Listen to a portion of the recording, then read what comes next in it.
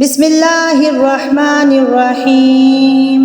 تبارك الذي بيده الملك وهو على كل شيء قدير الذي خلق الموت والحياة ليبلوكم أيكم أحسن عملا وهو العزيز الغفور الذي خلق 7 سماوات طباقا ما ترى في خلق الرحمن من تفاوت فارجع البصر هل ترى من فطور ثم ارجع البصر كرتين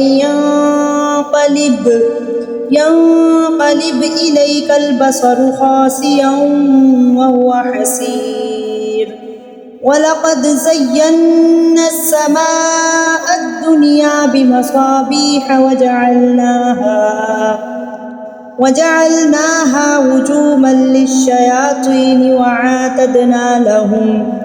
وأعتدنا لهم عذاب السعير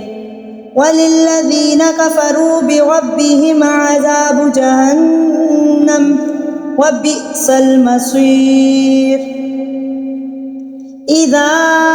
ألقوا فيها سمعوا لها شهيقا وهي تفور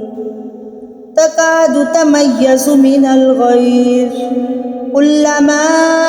ألقي فيها فوج سألهم خزنتها ألم يأتكم نذير قالوا بلى قد جاءنا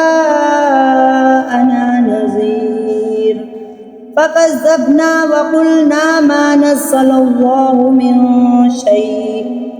إن أنتم إلا في ضلال كبير وقالوا لو كنا نسمع أو نعقل ما كنا في أصحاب السعير فاعترفوا بذنبهم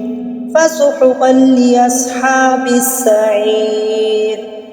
إن الذين يخشون ربهم بالغيب لهم مغفرة وأجر كبير وأسروا قولكم أو اجهروا به إنه عليم بذات الصدور ألا يعلم من خلق وهو اللطيف الخبير هو الذي جعل لكم الأرض ذلولا فامشوا في مناكبها وكلوا من رزقه وإليه النشور أأمنتم من في السماء أن يخسف بكم الأرض فإذا هي تمور أم أمنتم من في السماء أن يرسل عليكم حاصبا فستعلمون كيف نذير ولقد كذب الذين من قبلهم فكيف كان نكير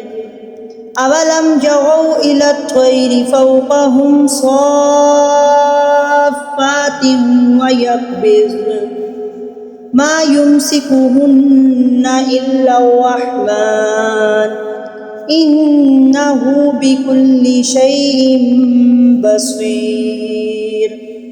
أمن هذا الذي هو جند لكم ينصركم من دون الرحمن إن الكافرون إلا في غرور أمن هذا الذي يرزقكم إن أمسك رزقه بل لجوا في عتو ونفور أفمن يمشي مكبا على وجهه أهدى أمن يمشي سويا على صراط مستقيم قل هو الذي أنشأكم وجعل لكم السمع والأبصار والأفئدة قليلا ما تشكرون قل هو الذي ذرأكم في الأرض وإليه تحشرون ويقولون متى هذا الوعد إن كنتم صادقين قل إنما العلم عند الله وإنما أنا نذير مبين فلما رأوه زلفة سيئت وجوه الذين كفروا وقيل هذا الذي كنتم به تدعون قل أرأيتم إن أهلكني الله ومن معي أو رحمنا فمن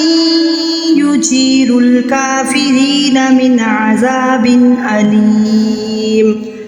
قل هو الرحمن آمنا به وعليه توكلنا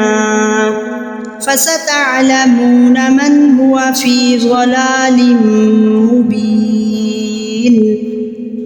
قل أرأيتم إن أصبح ماؤكم غورا فمن يأتيكم بماء